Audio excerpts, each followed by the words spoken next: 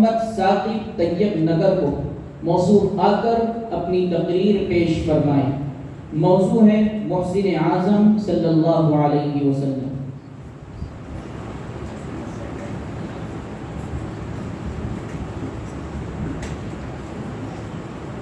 ایک صاحب خیر کی جانب سے محمد شعیب یولا کے لیے گرا قدر ہدیہ موصول ہوا ہے، موصوف آ کر اپنا ہدیہ و انعام حاصل کریں۔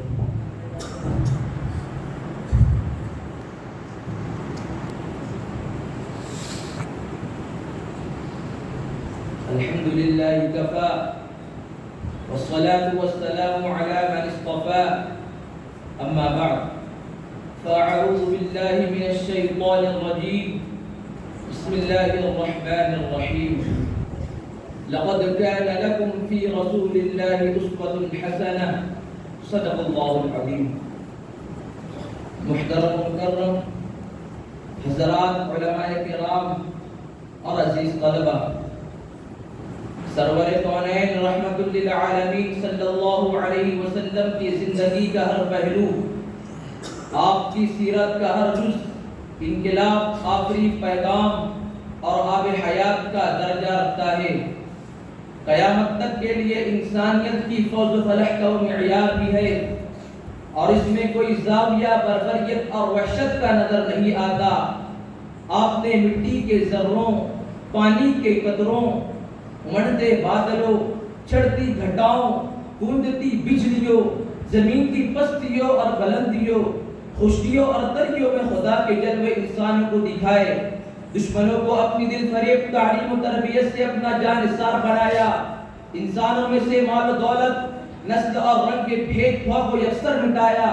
حسب و نسب کے بت پاش کیے، اونچ نیچ کے فرق کو نیست نابود کر دیا۔ فخر الانبیاء ختم الرسل کی ذات مقدس کے رشتوں و زندگی کا بھی مطالعہ کیا جائے، شفقت تھی شفقت، رحمت تھی رحمت نظر آتی ہے۔ میں نے لقمان کی دانائی پڑھی، ارسطو کی منطق اور فلسفہ پڑھا، ابو علی سینا کی عداقت و طباوت پڑھی، رستم و سہراب کا جائزہ لیا، لینن و کار موکس کے فارمولے پڑھے، مشرق و مغرب کی ساری لیڈرشپ اور عرب و عجم کے تمام لیڈروں کا بغور جائزہ لیا۔ لیکن مجھے ایسا قائد اس کی شخصیت کا ہر پہلو بیدار اور محبوب ہو، اس سے اپنے اور برائے محبت کرنے پر مجبور ہو جائے، ان میں سے کوئی نظر نہیں آتا سوائے محمد عربی صلی اللہ علیہ وسلم کے۔ تاریخ عالم میں کوئی مثال نہیں ملے گی جس کو گالیاں دی گئی ہو، اس نے تحفے پیش کیے ہو، اس کو خاردار راستے پر چلایا گیا ہو، اس کے عوض پھول نشاور کیے ہو، اس نے پتھر برسائے ہو، اس کو گلدستہ پیش کیا ہو۔ اگر وہ مثال اور نمونہ ملے گا تو سرزمین حجاز کے باسی، وہ ارض مدحہ میں گشت کرتے سالہ قوم حضرت محمد صلی اللہ علیہ وسلم کی ذات میں ملے گا۔ قلم میرا قاصر، زباں میری عاجز، محمد کی عظمت سناؤں میں کیسے؟ قلم میرا قاصر، زباں میری عاجز، محمد کی عظمت سناؤں میں کیسے؟ ہے محبوب رب و امام الرسل، فضائل مکمل سناؤں میں کیسے؟ حضرات، کون نہیں جانتا کہ فتح مکہ کے بعد صحن حرم میں دشمنان اسلام اور سرداران قریش جمع تھے۔ ان میں وہ بھی تھا جو راہ مبارک پر کانٹے بچھایا کرتا تھا، ان میں وہ شقی بھی تھا جس نے گردن مقدس پر اوش ڈالی تھی، فخر موجودات علیہ السلام کے قلب مبارک کو دکھی کیا تھا۔ وحشی جو آپ صلی اللہ علیہ وسلم کے عم محترم حضرت امیر حمزہ رضی اللہ عنہ کا قاتل تھا۔ ہندہ جو رئیس کفار ابو سفیان کی بیوی تھی، وہ ہندہ جو مالک حکم نے اپنی سہیلیوں کے ساتھ گا کر صبائی میں بدن بڑھاتی اور جوش چلاتی تھی۔ حمزہ رضی اللہ عنہ کی شہادت کے بعد ہندہ آپ کا سینہ چاک کرتی ہے، ناک کاٹ کر ہار بناتی ہے، کلیجہ چباتی ہے اور اپنی روح کو جھوٹی تسلی دیتی ہے۔ ان میں اکرمہ بھی تھا جو دشمن اسلام ابو جہل کا فرزند تھا، اس میں صفوان بن امیہ تھا جو مسلمانوں کا شدید ترین دشمن تھا، ابو سفیان جو سرغنہ کفر شرک تھا۔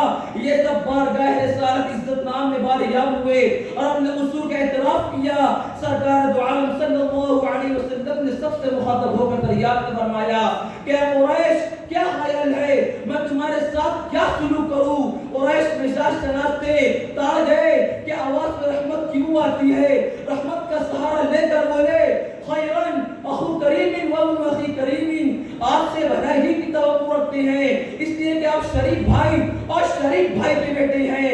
نبی رحمت صلی اللہ علیہ وسلم نے فرمایا گھبرا نہیں، جاؤ مکہ کی ماؤں سے کہہ دو تمہاری ممتا نہیں لوٹی جائے گی، مکہ کے بچوں سے کہہ دو تمہیں یتیم نہیں بنایا جائے گا، مکہ کی بہنوں سے کہہ دو تمہارے دوپٹے نہیں اتارے جائیں گے۔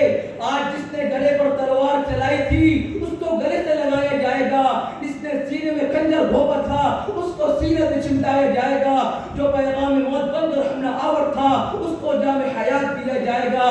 لا تثریب علیکم اليوم اذهبوا وانتم الطلقاء، آج تم پر کوئی مواخذہ نہیں، جاؤ تم سب کے سب آزاد ہو۔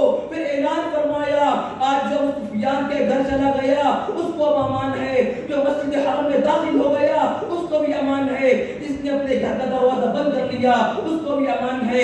اليوم یوم المرحمہ، آج بدلے کا دن نہیں بلکہ معافی کا دن ہے۔ زخم کھا کھا کر دعا کے پھول برسائے گئے، زخم کھا کھا کر دعا کے پھول برسائے گئے، شہد شیری میں ڈبو کر سنگ لوٹائے گئے۔ سامعین کرام، آپ نے طائف کا نام سنا ہوگا، وہ طائف جس نے مکہ کے عہد ستم میں آپ کو پناہ نہیں دی، بات تک نہ سننی چاہی، جہاں آپ کی تحقیر کی گئی، جہاں بازار والوں نے آپ کی ہنسی اڑائی، شہر کے اوباش ہر طرف سے ٹوٹ پڑے اور پتھروں کی بارش برسائی، آپ لہو لہان ہو گئے، حتیٰ کہ نعلین مبارکین خون سے بھر گئے۔ جب تھک کر بیٹھ جاتے تو شریر آپ کا بازو پکڑ کر اٹھاتے، جب آپ چلنے لگتے تو پھر پتھر برساتے۔ پہاڑ کے فرشتوں کو حکم ہوتا ہے کہ جاؤ میرے محبوب کو جس طرح ہو تسکین دو، فرشتے دست برست عرض خدمت ہوئے، یا رسول اللہ اجازت ہو تو بدبختوں اور گستاخوں کو پہاڑ کے پیس دے کہ صفحہ ہستی پر نام و نشان تک باقی نہ رہے۔ موقع تھا کہ آج اواشوں کے شر کا دندان شکن جواب دیا جاتا، اینٹ کا جواب پتھر سے نہیں چٹانوں سے دیا جاتا۔ رحمت عالم صلی اللہ علیہ وسلم کی صفت رحیم ملاحظہ فرمائیے، رحمت للعالمین نے سن کر فرمایا میں اس دہر میں قہر و غضب بن کر نہیں آیا، میں کیوں ان کے لیے قہر الہی کی دعا مانگوں، بشر ہے بے خبر ہے کیوں تباہی کی دعا مانگوں۔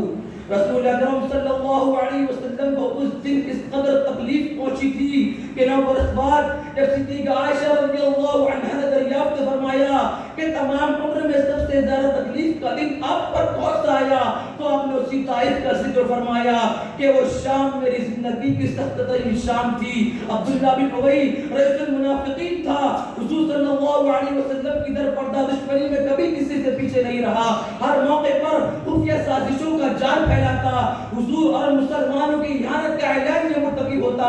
اسی پر بس نہیں، صدیقہ عائشہ رضی اللہ عنہا پر افطرا برداشت سے باز نہیں آیا، آپ نے ہمیشہ درگزر کیا، یہاں تک اس کے انتقال پر کفن کے لیے اپنا کرتا مرحمت فرمایا۔ پیغمبر اعظم صلی اللہ علیہ وسلم کا ایک انقلابی کردار تھا، اس نے دنیا کو مسخر کر دیا۔ کہنے والے نے سچ کہا ہے، تلوار سر کاٹتی ہے، کردار دل جیتتا ہے۔ تلوار کی پہنچ گلے تک اور کردار کی پہنچ دل کی گہرائی تک ہوتی ہے۔ جہاں تلوار ناکام ہوتی ہے وہاں کردار فتح کا جھنڈا گاڑتا ہے۔ تیر و تلوار کی طاقت سے زمین کو چھینی جا سکتی ہے مگر کسی کا دل نہیں جیتا جا سکتا۔ لاکھوں سلام اس آقا پر دل لاکھوں جس نے جوڑ دیے، لاکھوں سلام اس آقا پر دل لاکھوں جس نے جوڑ دیے، دنیا کو دیا پیغام سکو انسانوں کے رخ موڑ دیے۔ اس محسن اعظم نے الیاس کیا کیا نہ دیا اس عالم کو، دستور دیا منشور دیا کہیں راہ دی کہیں موڑ دیے۔ وآخر دعوانا الحمدللہ رب العالمین۔ سامعین کرام، ہمارے لیے بڑی سعادت مندی کی بات ہے کہ ہمارے درمیان امت مسلمہ کا درد رکھنے والے آل انڈیا مسلم پرسنل لا بورڈ کے سیکریٹری مولانا عمرین محفوظ رحمانی صاحب دامت برکاتہم العالیہ تشریف فرما ہیں۔ میں اپنی جانب سے محتمم جامعہ کی جانب سے، اراکین جامعہ کی جانب سے دلی شکریہ ادا کرتا ہوں کہ حضرت نے ہماری حقیر سی دعوت پر لبیک کہہ کر حاضری سے شرف بخشا۔